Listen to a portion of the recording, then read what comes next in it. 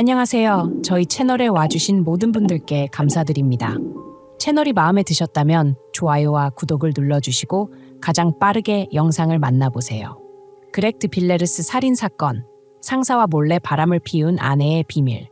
가족과 친구들의 눈에는 크리스틴 로섬과 그렉트 빌레르스가 마치 동화에서 나온 듯한 사랑스러운 신혼부부로 보였습니다. 그러나 그들의 결혼 생활은 비극적인 결말과 함께 너무나 빨리 끝나버렸습니다. 우리는 모두 진정한 사랑을 찾고자 합니다. 하지만 때로는 사랑을 손에 넣고도 그 소중함을 깨닫지 못하고 눈앞의 순간적인 유혹 때문에 사랑하는 사람을 버리는 이들도 있습니다. 2000년 미국에서 일어난 크리스틴 로섬과 그렉트 빌레르스의 비극적인 러브스토리는 아내의 잔혹함과 경찰을 속이기 위한 그녀의 정교한 연극으로 인해 미국 전역을 충격에 빠뜨렸습니다. 구체적으로 2000년 11월 6일 오후 9시 22분 캘리포니아의 911 긴급구조센터는 샌디에이고에서 걸려온 신고 전화를 받으며 바쁜 하루를 이어가고 있었습니다. 전화를 건 사람은 25세의 크리스틴 로섬으로 그녀는 남편 그렉트 빌레르스가 침실에서 자살했다고 주장하며 겁에 질린 목소리로 구조 요청을 했습니다. 그녀는 남편이 현재 완전히 의식을 잃었으며 생명 징후가 없다고 말했습니다. 크리스틴의 말을 들은 응급구조센터의 조정원은 그녀에게 구급차와 경찰이 최대한 빨리 도착할 수 있도록 노력하겠다고 말하며 남편에게 즉시 심폐소생술을 시도하라고 조언했습니다. 그러나 구급차가 현장에 도착했을 때 그렉트 빌레르스는 이미 위기를 넘기지 못하고 26세의 나이로 세상을 떠났습니다. 구급차와 경찰차의 사이렌 소리와 함께 아내의 오열 소리가 현장을 울렸습니다. 하지만 경찰이 가장 놀란 것은 그렉트 빌레르스의 자살 이유가 아니라 그가 사망한 사건 현장이었습니다. 사건 현장의 모든 세부 사항은 당시에 미국에서 큰 인기를 끌었던 영화 아메리칸 뷰티의 한 장면을 완벽하게 재현한 듯한 모습이었습니다. 경찰이 해결했던 수많은 사건들과는 달리 이번 사건 현장은 음침한 분위기가 아니었습니다. 오히려 몇몇 수사관들은 그 장면이 비극적인 죽음을 연출하기에는 꽤 낭만적이라고 평가하기도 했습니다. 그렉트 빌레르스는 그의 생일을 불과 며칠 앞두고 세상을 떠났습니다. 사건 현장에서 그는 침실 바닥에 단정한 자세로 누워 있었습니다. 그의 가슴 위에는 붉은 장미꽃잎이 덮여 있었고 무표정한 얼굴 옆에는 불과 2년 전에 찍은 부부의 웨딩 사진이 놓여 있었습니다. 하지만 웨딩 사진의 액자는 산산조각 나 있었고 유리 파편이 방 곳곳에 흩어져 있었습니다. 그렉의 시신 근처에서는 구겨진 연애 편지가 발견되었습니다. 그 편지는 그의 아내 크리스틴이 한 남성, 즉 그녀의 상사로부터 받은 것으로 밝혀졌습니다. 그녀의 상사는 잘생긴 호주 출신 의사로 크리스틴은 그와 불륜 관계를 이어가고 있었습니다. 연애 편지 옆에는 크리스틴의 일기장이 있었는데 그녀는 일기장에서 유부남인 상사와의 죄책감 섞인 로맨스를 고백하고 자신의 결혼이 실수였다고 두려워하고 있었습니다. 이뿐만 아니라 경찰은 근처에서 한 영상 테이프를 발견했는데 그렉이 생을 마감하기 전 그것을 시청했을 가능성이 있었습니다. 영상에는 1999년 크리스틴과 그렉의 결혼식 장면이 담겨 있었습니다. 영상 속에서 그렉은 아내에게 이렇게 서약합니다. 크리스틴은 내가 만난 사람 중 가장 멋진 여성입니다. 나는 더 이상 기다릴 수 없습니다. 내 남은 생을 그녀와 함께 하고 싶습니다. 현장에서 수집된 증거를 검토한 결과 경찰은 이번 사건이 살인 사건임을 가리키는 추가적인 단서를 발견하지 못했습니다. 게다가 현장이 매우 정돈되어 있었고 흉기가 발견되지 않았기 때문에 조사관들은 그렉이 독극물을 섭취해 스스로 목숨을 끊었다고 판단했습니다.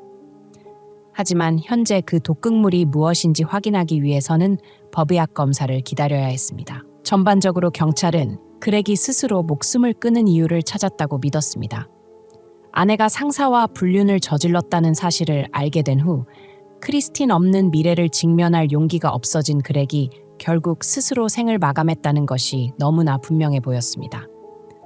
그러나 정말로 모든 것이 그렇게 단순했을까요? 아니면 그 뒤에는 누군가가 정교하게 꾸민 연극이 숨어 있었던 걸까요? 이 의문을 풀기 위해 조사관들은 희생자와 가장 가까운 사람이자 그의 죽음 직전에 함께 있었던 배신한 아내 크리스틴 로섬을 찾아갔습니다. 크리스틴 로섬과의 면담에서 경찰은 그녀에게 남편이 스스로 목숨을 끊기로 결심하기 전에 어떤 일이 있었는지 말해달라고 요청했습니다. 크리스틴의 진술에 따르면 그 운명의 월요일 아침 출근 준비를 하던 그녀는 남편이 평소와 다르다는 것을 발견했습니다. 그렉은 계속 침대에 누워 일어날 기미를 보이지 않았습니다. 그는 평소처럼 일어나지 않았어요. 몹시 기운이 없어 보였고 목소리도 쉰 상태에서 웅얼거리기만 했습니다. 그때 저는 그가 전날 밤 너무 일을 많이 해서 그런 것 같다고 생각했어요. 크리스틴은 슬픔에 젖어 말했습니다. 남편의 건강 상태가 좋지 않아 보였던 크리스틴은 샌디에고 카운티 검시관 사무실에 하루 휴가를 요청하는 전화를 걸었습니다. 그녀는 또한 남편이 일하는 생명공학 회사에도 연락을 취해 그렉이 그날 출근하지 못할 것이라고 알렸습니다. 점심시간이 되어 두 사람이 함께 식사를 한 후 크리스틴은 남편의 건강 상태를 확인하며 더 나아졌는지 물었습니다. 그렉은 진통제인 옥시코돈과 근육 이완제인 클로나제팜을 복용했다고 말했습니다. 크리스틴의 진술에 따르면 그날 하루 동안 두 사람의 일상은 평소와 다름없이 흘러갔다고 합니다. 그러나 저녁이 되자 그렉은 약간 비틀거리는 모습을 보였지만 그녀는 이를 감기약의 부작용이라고 생각해 크게 신경 쓰지 않았습니다. 그러다 크리스틴이 샤워를 하고 욕실에서 나오자 그녀는 침대에 누운 채 숨을 쉬지 않는 남편을 발견하게 되었습니다.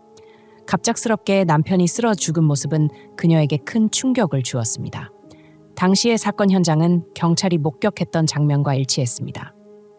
처음 발견된 그렉은 침대에 누워 가슴 위에 붉은 장미꽃잎이 놓여 있었습니다. 그의 베개 옆에는 웨딩 사진이 있었고 바닥에는 크리스틴의 일기장이 펼쳐져 있었습니다. 크리스틴은 그녀가 911 직원의 지시에 따라 남편을 바닥으로 옮겨 심폐소생술을 시도했지만 남편을 살릴 수 없었다고 말했습니다. 그녀는 남편이 감기약 옥시코돈을 과다 복용해 사망했다고 믿고 있었습니다.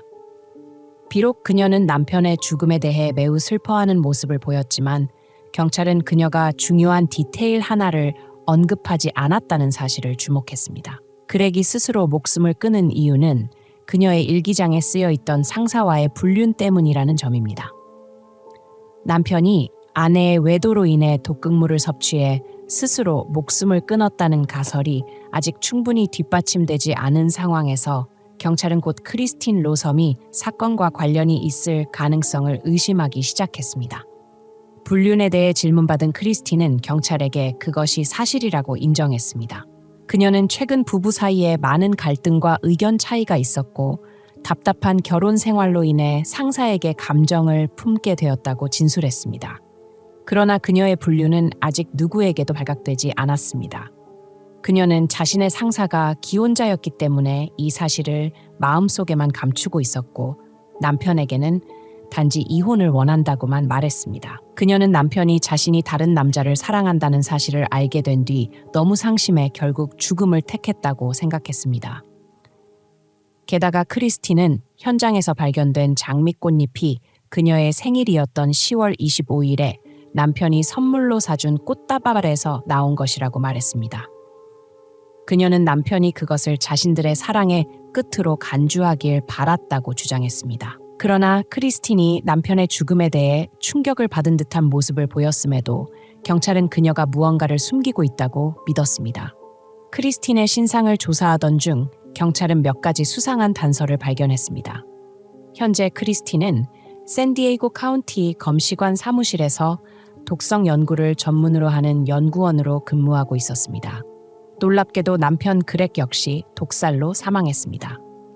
더군다나 그렉의 부검 결과를 분석한 곳은 바로 크리스틴이 근무하는 샌디에이고 검시관 사무실이었습니다. 부검 결과에 따르면 그렉을 죽게 한 것은 감기약이나 근육 이완제가 아니라 강력한 마약 성분인 펜타닐이었습니다. 펜타닐은 일반 진통제보다 80배 더 강력한 합성 마약입니다. 샌디에이고 카운티의 데이비드 핸드론 부검사는 이것은 완벽한 독극물이고 완벽한 범죄입니다. 라고 말했습니다. 당국은 크리스틴 로섬이 자신이 근무하는 사무실에서는 펜타닐을 검사하지 않는다는 사실을 알고 있었고, 이 때문에 아무도 그것을 발견하지 못할 것이라고 믿었다고 판단했습니다. 크리스틴 로섬에게 모든 의심이 집중되자 경찰은 그녀를 범인으로 지목하기 위한 증거를 모으기 시작했습니다. 우선 경찰은 남편 그렉의 가족들을 인터뷰했는데 그들은 그렉이 자살이 아니라 살해당했다고 주장했습니다. 직접적으로 말하지는 않았지만 그렉의 가족들은 그녀의 과거를 들어 암시적으로 그녀가 범인일 수 있음을 내비쳤습니다. 그렉의 가족에 따르면 크리스틴 로섬은 샌디에이고 검시관 사무실의 독성 연구원이 되기 전 멕시코 티후아나의 빈곤한 시골 마을에서 매우 어두운 과거를 가지고 있었습니다. 구체적으로 어린 시절 크리스틴은 방황하던 문제아로 늘 술과 메스암페타민에 의존하며 살았습니다. 그녀는 한 번은 집을 떠나 마약을 구매하기 위해 멕시코 티후아나에서 캘리포니아로 국경을 넘었고 그곳에서 우연히 그렉을 만나게 되었습니다. 크리스틴과는 달리 그렉은 캘리포니아와 모나코에 병원을 둔 유명 성형외과 의사의 아들로 잘생기고 똑똑하며 많은 여성들에게 천사로 불릴 만큼 완벽한 이미지의 소유자였습니다. 하지만 그렉은 첫눈에 크리스틴에게 반했고 심지어 그녀를 자신의 형들과 함께 살고 있던 아파 초대에 동거를 시작했습니다. 그렉의 행동은 그의 형제들의 불만을 샀습니다. 그들의 눈에 크리스틴은 위험한 마약 중독자였기 때문입니다. 게다가 크리스틴이 이사 온 후 집안 물건이 종종 사라지는 일이 발생하기도 했습니다. 형제들의 만류에도 불구하고 그렉은 크리스틴을 사랑한다고 단언하며 그녀의 중독을 반드시 치유하겠다고 맹세했습니다. 1995년 5월에 이르러 그렉은 자신의 약속을 지켰습니다. 그는 크리스틴 로섬이 마약 중독을 완전히 끊고 생화학을 전공으로 삼아 대학에 입학하며 오늘날처럼 안정적인 경력을 쌓을 수 있도록 모든 노력을 기울였습니다. 그렉 가족의 의혹이 계속 이어지던 중 11월 8일 크리스틴의 동료 중 한 명인 러스 로우가 경찰에 전화를 걸어 자신의 의심을 알렸습니다. 구체적으로 러스 로우는 경찰에게 그렉이 사망한 날 이후부터 크리스틴이 슬픔을 전혀 보이지 않았으며 오히려 상사 마이클 로버트슨과의 불륜을 더욱 대담하게 저지르고 있다고 알렸습니다. 그녀는 상사에게 자신의 영향력을 행사하여 다른 직원들보다 더 많은 특권을 얻었으며 심지어 남편의 시신을 부검 중인 동료들에게 그가 감기약 과다 복용으로 사망했다고 결론 내리도록 설득하려 했습니다. 크리스틴의 동료 및 가족의 의혹을 바탕으로 경찰은 그녀의 직장에서 추가 조사를 진행했고 결정적인 증거를 발견했습니다. 샌디에이고 카운티 검시관 사무실에서 경찰은 대량의 펜타닐이 사라진 것을 발견했습니다. 우연히도 이는 며칠 전 그렉을 사망에 이르게 한 바로 그 합성 마약이었습니다. 펜타닐 약품 보관함의 열쇠를 누가 관리하고 있는지 묻는 경찰의 질문에 그 약품을 관리하는 사람은 크리스틴의 상사이자 그녀의 불륜 상대인 마이클 로버트슨으로 밝혀졌습니다. 하지만 마이클은 약품이 언제 사라졌는지 모르겠다고 주장했으며 크리스틴 또한 자신이 그것을 가져가지 않았다고 부인했습니다. 그러나 경찰은 크리스틴을 침묵하게 만든 결정적인 증거를 제시했습니다. 그것은 바로 그렉이 사망한 당일 크리스틴이 꽃집에서 구매한 영수증이었습니다. 사건 현장에서 그렉의 가슴 위에 뿌려진 장미꽃잎은 크리스틴이 그날 구매한 것으로 밝혀졌으며 그녀가 이전에 주장했던 대로 생일날 그렉이 선물한 꽃에서 나온 것이 아니었습니다. 게다가 샌디에이고 카운티 검시관 브라이언 블랙본 박사는 그렉의 부검을 수행하며 그가 응급구조대가 도착하기 최소 1시간 전에 이미 사망했다고 증언했습니다. 그에 따르면 그렉의 방광에 상당량의 소변이 남아 있었던 것으로 보아 그가 의식이 있었다면 극심한 불편함을 느꼈을 것이 확실했습니다. 따라서 블랙본 박사의 계산에 따르면 그렉은 사망하기 12시간 전부터 이미 정상적으로 숨을 쉬지 못하고 의식을 잃은 상태였다는 결론을 내렸습니다. 이는 크리스틴이 사건 당일 밤 남편이 비틀거리며 걸었고 그녀와 대화까지 나눴다는 진술과 모순되었습니다. 또한 그렉과 가까웠던 한 지인이 경찰에게 제보한 바에 따르면 그렉은 사망 4일 전에 크리스틴에게 직장을 그만두라고 요구했다고 합니다. 그렇지 않을 경우 그녀가 다니는 직장에 찾아가 그녀가 상사와 불륜을 저지르고 있다는 사실을 폭로하겠다고 경고했습니다. 그렉은 또한 크리스틴이 여전히 마약을 사용하고 있다는 사실 상사에게 알리겠다고 말했습니다. 이러한 조사 결과를 토대로 샌디에이고 카운티 법원은 크리스틴 로섬이 자신의 불륜과 마약 사용이 드러날 것을 두려워해 남편을 독살했다고 결론지었습니다. 그녀는 그렉에게 감기약과 진통제를 주는 척하면서 펜타닐을 혼합해 마시도록 속였고 그가 완전히 사망한 것을 확인한 후 영화 아메리칸 뷰티의 한 장면을 재현한 것처럼 사건 현장을 꾸민 뒤 구리빌에 신고했다고 밝혔습니다. 이러한 법원의 기소에 대해 크리스틴 로섬은 끝까지 무죄를 주장하며 자신의 결백을 호소했습니다. 그러나 2002년 10월 캘리포니아주 샌디에이고에서 열린 재판에서 크리스틴은 1급 살인 혐의로 유죄 판결을 받았고 가석방 없는 종신형을 선고받았습니다. 현재 크리스틴 로섬의 가족은 그녀를 위해 항소를 이어가고 있지만 이는 희박한 희망에 불과합니다.